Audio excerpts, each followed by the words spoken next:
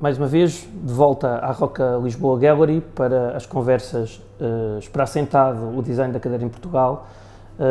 Connosco, no dia de hoje, o João Paulo Martins, professor, arquiteto e provavelmente um dos maiores conhecedores da obra de Daciano da Costa, e é com ele que hoje estamos à conversa para percebermos e descobrirmos um pouco mais sobre o que foi o Daciano, a sua obra e o design de cadeiras, em que de algum modo se tornou um expert no nosso contexto nacional. João Paulo Martins, muito obrigado mais uma vez, e iniciava já a nossa conversa por um sentido de contextualização do que foi o Portugal dos anos 40 aos anos 60, isto é, nós estamos é um Portugal muito ainda a viver da sua tradição agrícola, isto é por esta altura que há uma vaga de novos criadores que chega a Portugal e que aparece como um sangue novo naquilo que hoje chamamos o design em si, enquanto disciplina, e que eu diria que o Daciano aparece neste contexto a beber de uma outra tradição, e eventualmente é nesta ligação entre estes dois universos que podemos dizer que nasce aquilo que hoje dizemos que é a disciplina do design. Sim, antes de mais convém perceber que Daciano nasce em 1930 e muito cedo se revela como um virtuoso, não é? Um miúdo que tem grande capacidade para o desenho e que é, enfim, descoberto e apoiado por uma série de figuras. Eventualmente lá no bairro, na escola, e tem este privilégio de ser aluno do Frederico Jorge no ensino técnico, e depois também mais tarde na Escola de Artes Decorativas António Arroio, que é enfim, uma instituição fundamental para percebermos os caminhos do design em Portugal e aqui nesta geração que cresce em Lisboa sobretudo.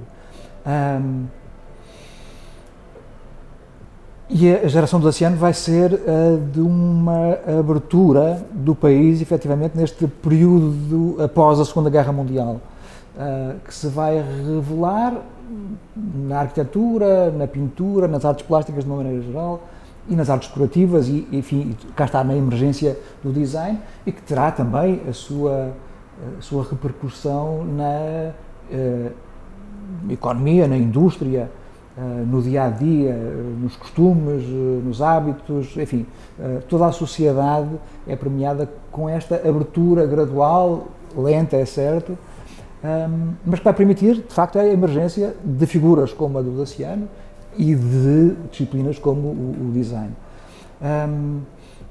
O Daciano faz o percurso, como dizia, pela Escola António Arroio, depois da Escola de Belas Artes de Lisboa, forma-se em pintura, porque não havia curso de design por esta época, e é justamente com o Frederico Jorge, que era também pintor de formação de base, que vai tornar-se arquiteto mais tarde, que ele adquire esta noção de que a pintura e as intervenções plásticas de cavalete, de galeria e de museu não são aquilo que lhes interessa fazer.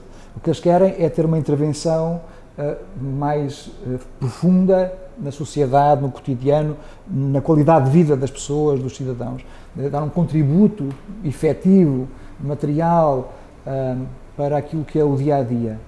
E isso a arquitetura oferecia-o, por um lado, mas o design também, por outro.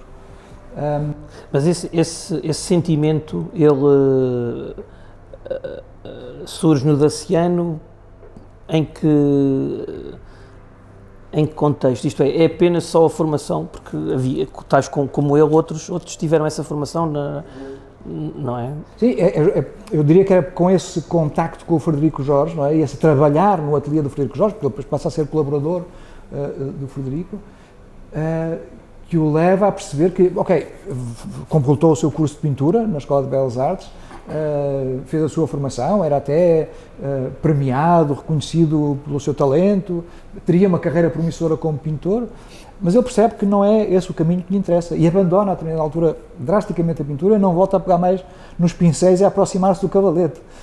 Até ao final da vida não o fez. E percebe que há aqui um caminho a fazer-se, há um espaço para uma nova disciplina, que é esta do design, da produção de artefactos, produtos realizados pela indústria em série, produzidos em massa, com recurso a operários e a máquinas e a processos de organização do trabalho muito mais contemporâneos e coletivos, e que teria isso muito mais importância do ponto de vista social e económico. Como digo, isto era qualquer coisa que se aproximava, afinal, daquilo que era o universo da arquitetura, e de facto havia outros da sua geração que estavam neste caminho também. Embora o Daciano, por exemplo, ele dizia que muita dessa gente que estava a fazer design, de certo modo, guardava sempre uma nostalgia pela pintura e que gostava de se considerar, afinal, era pintor. Eles achavam que isso de fazer design era uma coisa menos qualificada, que era menor, e o Daciano assumiu completamente que isso... Pois, se calhar eram caminhos que não estavam trilhados e havia essa insegurança também da descoberta, da potencialidade também que o design poderia... E o Daciano afirmou sempre, de uma maneira muito clara, que era aquilo que lhe interessava fazer, aquilo era uma carreira, era uma disciplina, era uma profissão. Mas é uma coisa que eu gostava de tentar perceber é se havia por parte do Daciano, relativamente a outros da sua geração, um conhecimento do mundo lá fora, isto é, se havia, ou se efetivamente era uma coisa muito, muito dele e que acabou por... O mundo lá fora é o mundo estrangeiro. O estrangeiro, se havia, se calhar, a facilidade de ter acesso a referências, a informação, porque estamos a falar de uma altura em que era difícil, não é? Nem todos tinham a possibilidade de ter acesso àquilo que efetivamente acontecia pela Europa e pelo mundo fora. Hoje em dia, enfim, o que nós temos, o que existe hoje em dia é completamente incomparável. Claro. A facilidade com que nós viajamos, com que saímos, com que recebemos imagens, informação de todo o lugar do mundo, não tem nada a ver com o que se passaria nessa época. Mas, às vezes, eu acredito que mitificamos demasiado essa ideia do isolamento de Portugal. Ou seja, havia aqui uma elite de gente que se dedicava a estas profissões.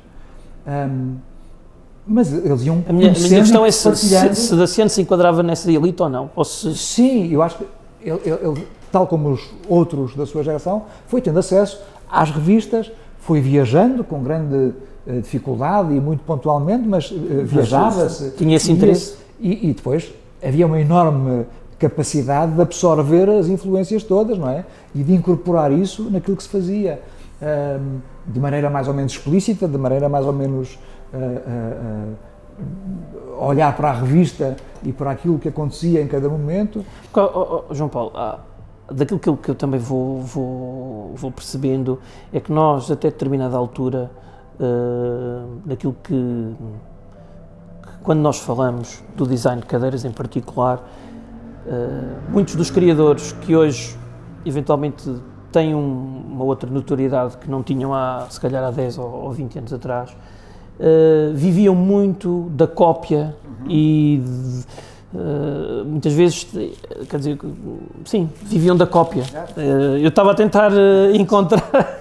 Mas, maneira simpática de fazer. Não, mas e realmente o Daciano é, se calhar, ao mesmo tempo do Cruz de Carvalho, são eventualmente dois indivíduos que dão um grau acima, não é? Em que libertam-se dessa questão e produzem a inovação, aquilo que nós podemos chamar de inovação, coisas extraordinárias e intemporais, que ainda hoje... Voltado atrás, de facto, a informação ia chegando, não é? Ou ia-se à procura dela em viagens às feiras de mobiliário, a visitar as obras cada vez que, no estrangeiro de referência, cada vez que era...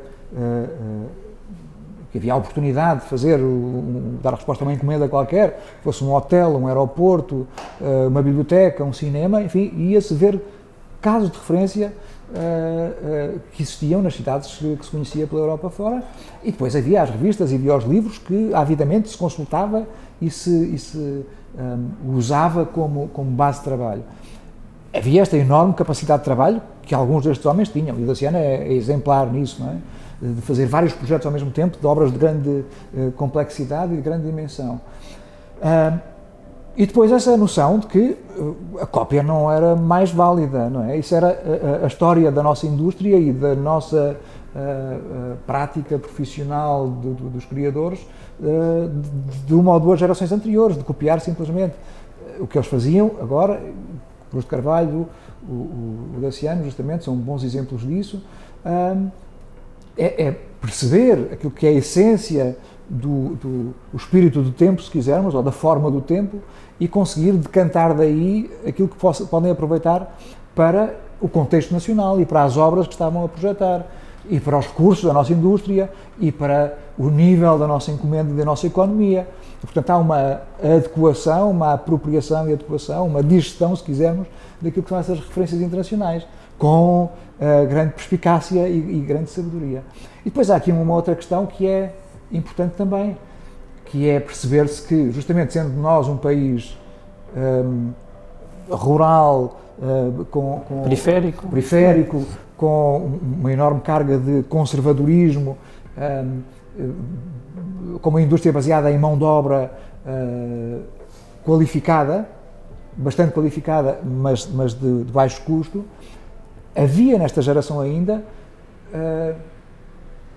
um manancial de recursos humanos de enorme qualidade.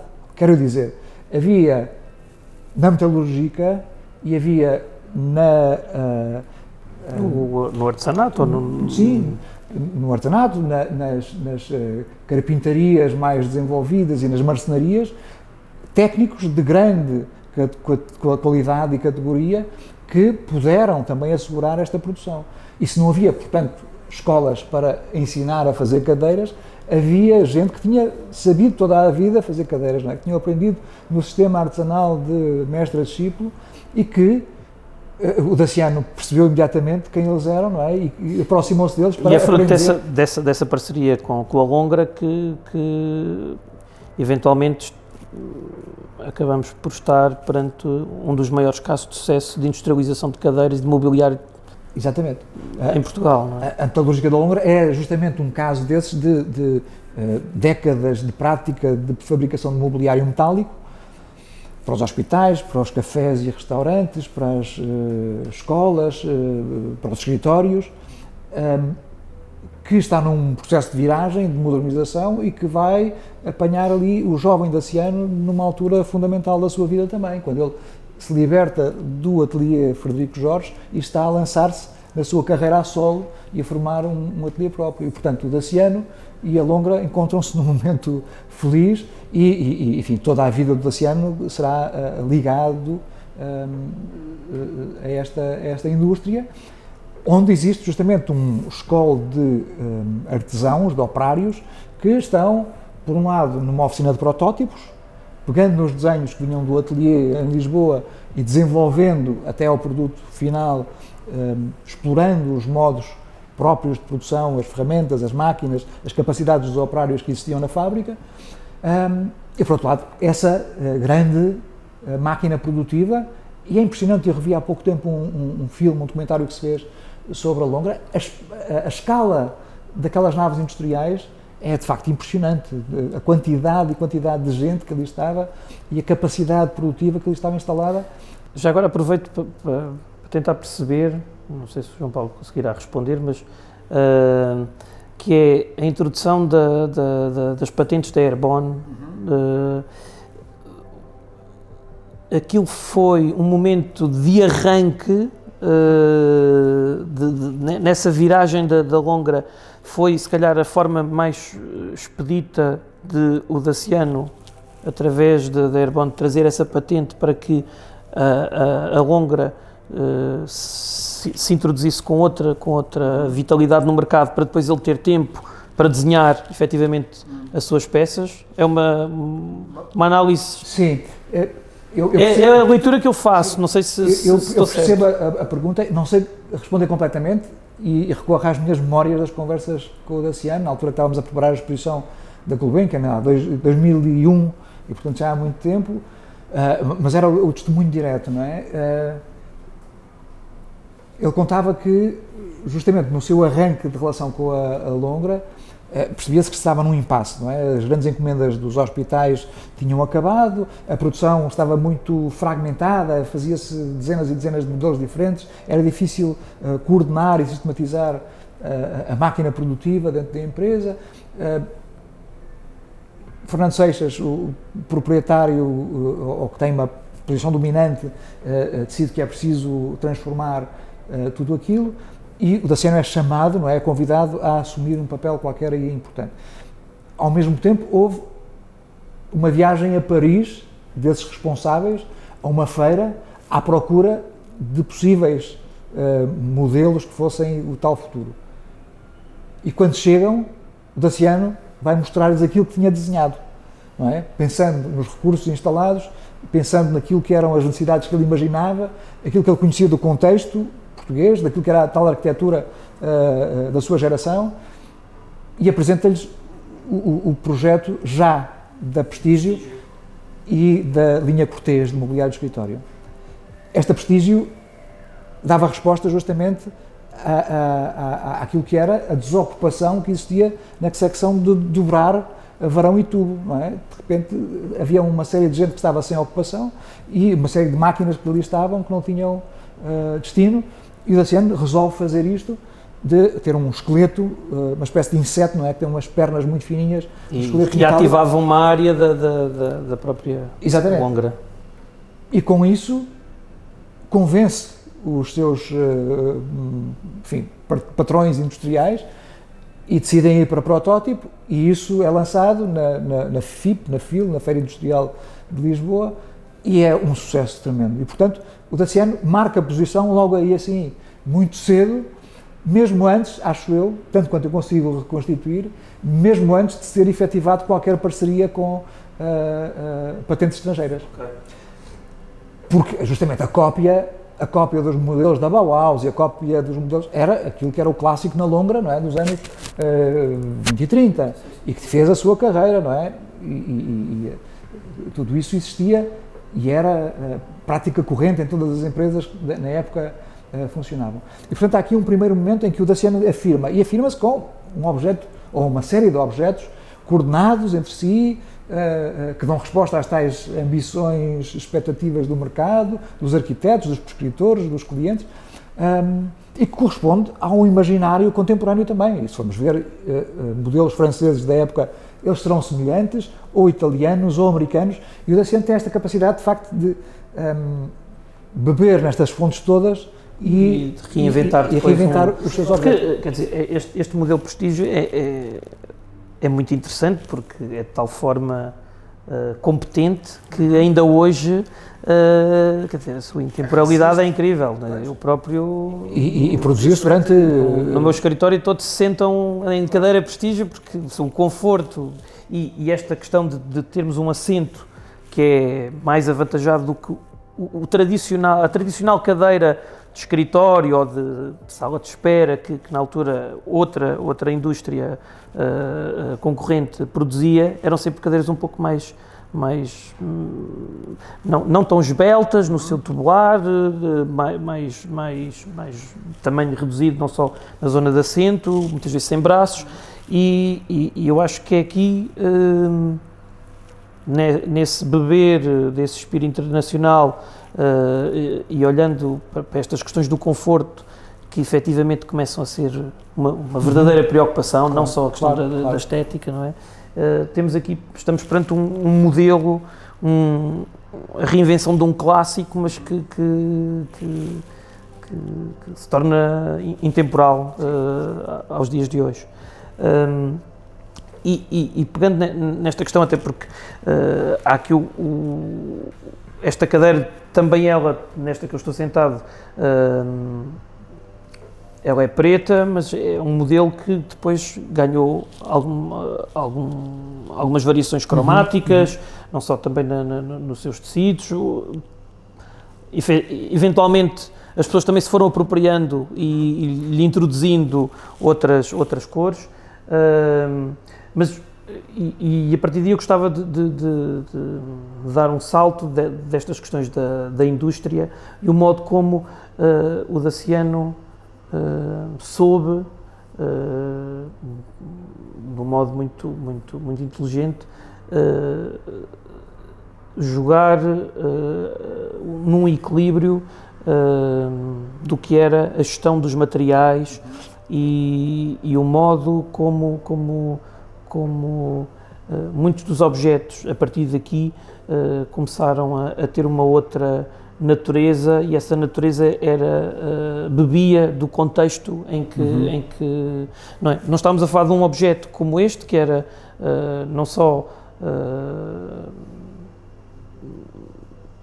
não diria híbrido, mas são objetos que descontextualizados, isto é, que hoje standardizado, conseguem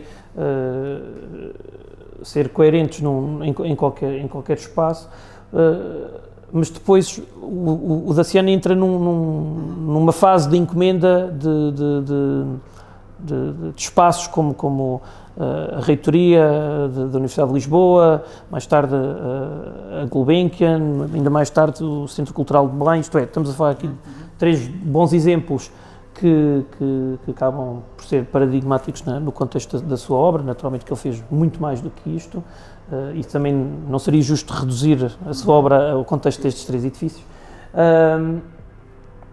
mas lá está, são 3 ambientes e 3 ambientes que necessitaram de um desenho mobiliário completamente diferente, não só nesta relação entre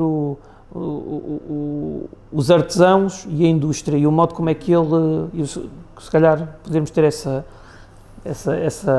leitura de como é que este equilíbrio ou não ocorreu. São muitas coisas, mas eu vou tentar não me esquecer. Vamos ver. Estamos a falar primeiro dessa variação sistemática de acabamentos e de cores, por exemplo, não é? Isto, de facto, o Daciano tem essa capacidade de racionalizar os processos e de sistematizar tudo isto e de fazer catálogos em que aquela profusão e fragmentação de modelos que existiam tradicionalmente da Longra, isso termina e tudo fica muito mais sistematizado e organizado, mas com estas variações sucessivas. Ok, temos então uma estrutura que pode ser pintada ou pode ser cromada, os estofos podem ser em pele sintética, napa, ou em tecido. Se forem num, pode ser nestas cores, se for no outro, pode ser naquelas outras. Mas a Longra, tal como tinha essa capacidade de, como eu dizia há pouco, ter uma oficina piloto para protótipos, para a prototipagem, com os operários especializados, também tinha a capacidade de ter depois, a par do seu designer exclusivo, residente, sediado em Lisboa, tinha um gabinete de projeto que fazia adaptações às necessidades do cliente. E, portanto, se era preciso uma mesa cortês de reuniões para não 8, mas 12 pessoas, adaptava-se aquela estrutura e fazia-se, a partir dos princípios estruturais e dos materiais, uma mesa adequada às necessidades do cliente. E depois isso era produzido a par da produção em série toda igual, uns objetos específicos. E depois se cria um estofo com um tecido particular para uma situação particular, a Longra tinha capacidade de produzir isto. E, portanto, jogava-se aqui em vários tabuleiros, quer no catálogo completamente sistematizado e standardizado, quer na adequação aos diversos espaços. Eu estou convencido que uma das grandes mais-valias do Daciano é o facto de ter tido uma aprendizagem, ter feito a sua formação numa escola de belas artes. E, portanto, essa relação com a pintura, as cores, as texturas, a composição, e depois a relação com o Frederico Jorge também, que era justamente este filão, não é? Que fazia essa passagem entre as artes plásticas e a arquitetura E os artesanatos e as artes decorativas tradicionais, com uma atenção muito grande à mão, à textura, ao modo de fazer, às práticas humanas, digamos assim, o Dacian tinha essa capacidade e transportava isso justamente para o projeto. E, portanto, os seus desenhos deixavam ainda aberta a possibilidade dos operários virem e introduzirem, resolver os problemas construtivos, os detalhes. Isso era feito em diálogo muito próximo e muito cúmplice, de proximidade efetiva, não é? De ir à fábrica. Pois, o desenho era feito, isto é, o artesão era também tinha um papel ativo no desenho, não é? Muito participante, muito participante. E, portanto, havia aqui uma aprendizagem mútua, não é? Uma formação mútua que foi sedimentando ao longo dos anos e ao longo da vida. E o Dacian tinha essa carreira, ao mesmo tempo, também em paralelo. Ou seja, por um lado, fazia objetos de catálogo para a Longra e, por outro lado, no seu ateliê, resolvia programas para sítios específicos e, cá está, a reitoria da Universidade de Lisboa, com a grande aula magna, mas depois com todas as instalações menos conhecidas do público, o Salão Nobre, as zonas do reitor, etc., foram a sua primeira grande encomenda de interiores e mobiliário articulados, e em diálogo muito próximo com a arquitetura, o que mais uma vez implica um diálogo, não é? Uma aprendizagem mútua do que é o espaço e do que é a relação do móvel com o contexto envolvente e como é que essa adequação se consegue por complementaridade, por contraste, enfim, e toda a sua sensibilidade de artista plástico aparece aqui assim mais uma vez, não é? Nesta conjugação de texturas, cores, formas, enfim, o facto desta cadeira precisa ser tão transparente, não é? Ser tão imaterial na sua estrutura e depois ter estas superfícies negras que fazem a zona de conforto, enfim, o modo como a geometria arquitetónica, diria eu, passa, e muito elementar, passa para estas cadeiras, como esta Alvor em que estou sentado, da cafetaria do Hotel Alvor, não é? O círculo, a reta, a tábua de secção retangular, enfim, tudo isto vem de uma linguagem que também é, no fundo, a da geometria e a geometria da arquitetura do betão, não é? Que era começava a ser praticada por esta época, e o Dacian transporta isso, não é, para uma outra escala, e na Gulbenkian isso é levado ainda tão mais longe. A Gulbenkian é modulada entre pilares de uma certa maneira e naquelas grandes vigas que definem os tetos, os caixotões e que se revelam até no exterior nas fachadas, e depois esse módulo principal é subdividido até vir à espessura da tábua que faz as cadeiras e os sofás e tudo aquilo que vai dar o mobiliário da sala de leitura da biblioteca ou da cafetaria ou da zona da administração no último piso. E, portanto, há ali uma obsessão, não é, de sistematização de todos os processos e de levar a linguagem que seja comum a todas as escalas e de diálogo muito intenso também com os arquitetos, que era uma coisa que lhe dava muita satisfação interior, pessoal, não é? Esse crescimento interior que eu acho que ele revelava e que acabou por justificar como professor de desenho, é certo, na Escola Superior de Belas Artes de Lisboa, no Departamento de Arquitetura, e, portanto, contribuir para a formação dos arquitetos, sempre com a intenção de os despertar para esta outra escala, que é o desenho do mobiliário, dos interiores, dos detalhes, e na perspectiva de um dia vir a fazer um curso de formação de designers, que acabou por vir a concretizar-se já nos anos 90. Voltando, não querendo ir ou caminhar a nossa conversa pelas questões do ensino, mas voltando novamente à cadeira da reitoria, efetivamente estamos perante um desenho com algumas influências, diria, nórdicas, mas muito leves, isto é, no entanto, há aqui, eu diria, quase uma inovação, que é o modo como o material abraça a madeira, que é uma coisa de algum modo singular daquilo que olhando para a história do design de cadeiras em Portugal, pouco ou quase nunca ocorreu, não é? Só se calhar, eu diria, na década de tardia de 80, não é? Eventualmente alguns poderão ter feito isso.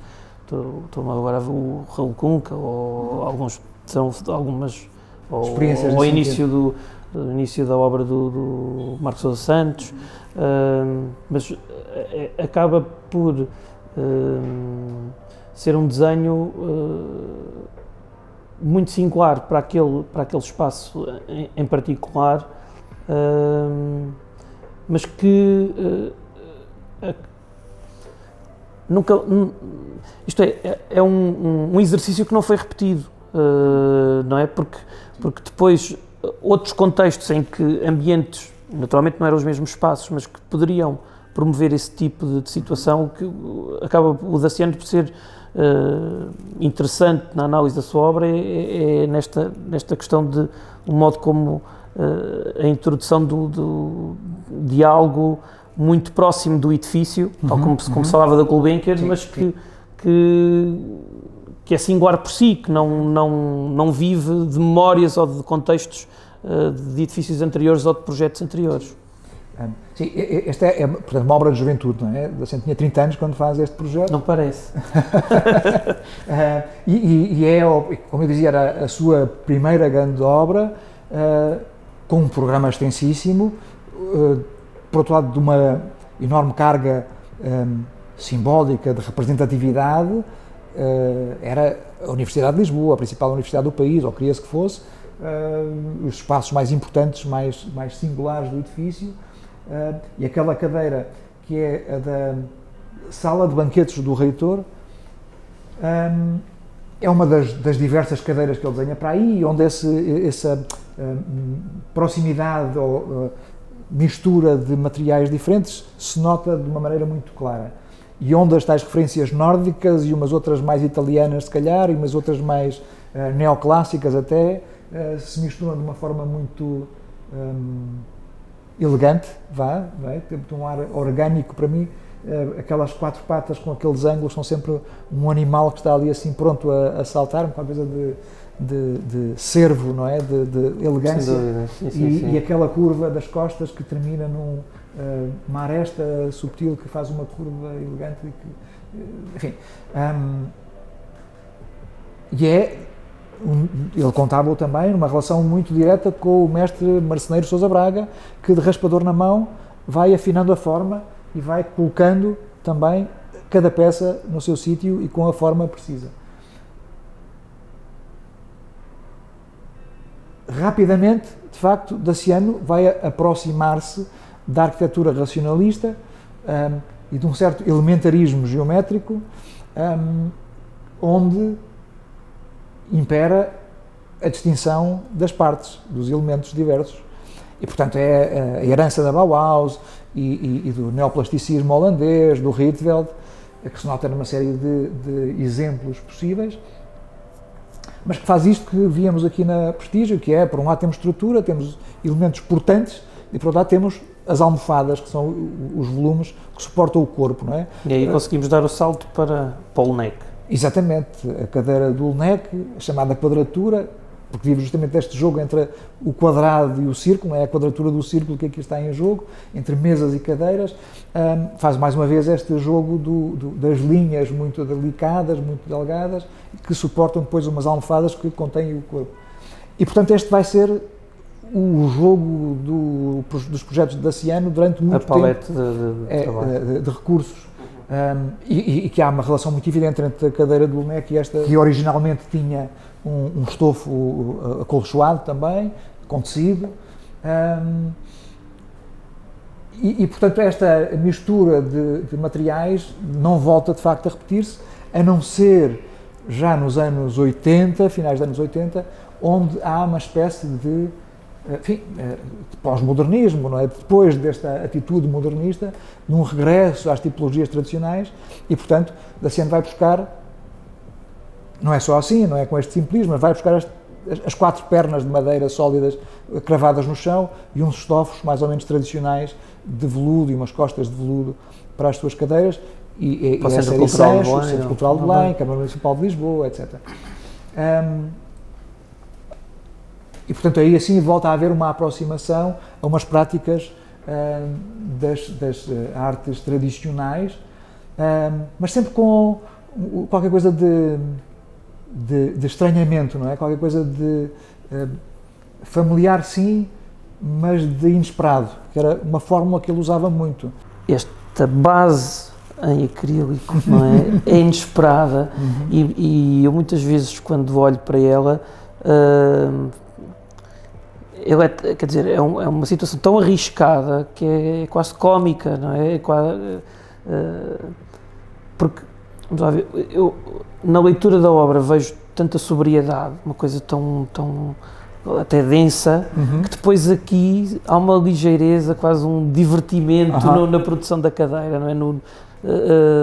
Não sei se realmente ocorreu essa vontade, porque estamos a falar de um mobiliário para um hotel, não é? Exato, é a cafetaria de um hotel, à beira da piscina, e sim, esta é a resolução formal. Eu também não tenho explicação para este detalhe em particular, mas de facto ele é assim, é o tal acento, não é, que coloca ali uma nota de inesperado e de estranhamento, estranheza naquela resolução, e que é típica desse humor, justamente, não é, e desse nos deixar um bocadinho inquietos com um projeto em especial. Relativamente a esse humor, é algo que eu também, olhando para o leque das cadeiras que ele desenhou, não encontro como nesta, do Alvor. Eu estava aqui Sim, eu diria que há uns piscares de olho que podem ou não ser reconhecidos, não é? Que às vezes são uma espécie de, como é que se diz, inside joke, não é? De piada para o círculo dos próximos. E que, quando explicado, se tornam mais ou menos evidentes, sei lá. Por exemplo, a cadeira que hoje em dia se chama tripeça, desenhada para o Hotel Casino Park no Funchal. É um edifício do arquiteto Oscar Niemeyer, enfim, o nosso Niemeyer, não é? O Niemeyer que temos em Portugal, e que é uma espécie de bloco modernista, à maneira de Le Corbusier, mas com um jeitinho tropical, não é? Que faz uma curva, como uma planta em forma de banana, e com isso faz toda uma transformação, deixa de ser um bloco rígido e passa a ser qualquer coisa que espreita ao mar e que se coloca na paisagem de uma maneira, cá está, inesperada. Ora, a cadeira tripeça o que faz é pegar numa tábua e dar-lhe essa curva para formatar as costas, não é? E esse pequeno gesto de fazer da planta do hotel as costas da cadeira é um piscar de olho ao contexto, que é uma certa maneira de fazer humor. Mas lá para dentro, isto era para as zonas de quartos e de hóspedes, dos corredores e tal, mas lá para dentro, para o bar e para os restaurantes, o grill sobretudo, havia uma série de cadeiras que eram um piscar de olho às cadeiras de tubo metálico cromado da geração de Le Corbusier, por exemplo. E, portanto, são umas grelhas metálicas com uns almofadões pretos, que são uma espécie de reinterpretação do Corbusier passado a Daciano da Costa. E a história de passar a Daciano da Costa é, temos uma perna à frente, que roda para as costas e que desce lá atrás, tal como nesta em que estou sentado, tal como na do Lenec, tal como na outra Alvor do grill, e portanto é um tema, digamos que Daciano da Costa, que vai tendo reinterpretações diversas, umas vezes em metal, outras vezes em madeira, umas vezes mais pesado, nos tabuões, outras vezes mais leve, numas tabuinhas, e que ali assim aparece transfigurado em Le Corbusier, à maneira do Niemeyer, à maneira de Daciano, à maneira de não sei como. E portanto há aqui um jogo com a história, com a memória, com a própria cultura da disciplina e dos parceiros arquitetos, que é o que justifica que o Daciano dissesse, bom, eu ao longo de toda a vida só desenhei 2 ou 3 cadeiras, andei sempre a desenhar a mesma coisa, o que era uma botada, obviamente, não é? Não era nada disso, mas que, enfim, parecia-lhe a ele que podia ser resumido a essa fórmula.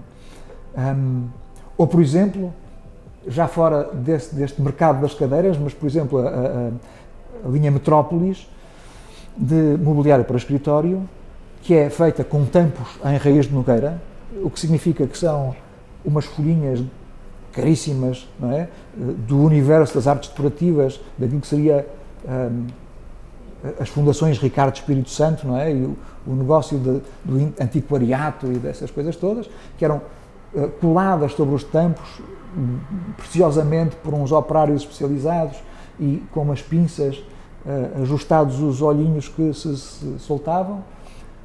E sobre essa coisa luxuosa, ou melhor, debaixo dessa coisa luxuosa, o que vinham uns painéis metálicos pintados de cinzento metalizado, como dizia o Daciano, os automóveis de luxo que os mesmos patrões que vão estar sentados, estas secretárias, conduzem pela cidade fora. E, portanto, combinava-se aqui o melhor dos dois mundos, não é? Os automóveis BMW de luxo, com uma pintura que tinha de ser também tratada de uma maneira artesanal, e não era simplesmente uma pintura de estufa industrial, sem mais, com o artesanato mais elaborado e mais delicado. Pois bem, com o humor de Daciano, aqui ficamos na Roca Lisboa Gallery. Fiquem até à próxima conversa com certeza mais outro extraordinário, ou investigador, estudioso, ou criador de mobiliário e de cadeiras de design nacional. Até lá. Eu recordo-me que a cadeira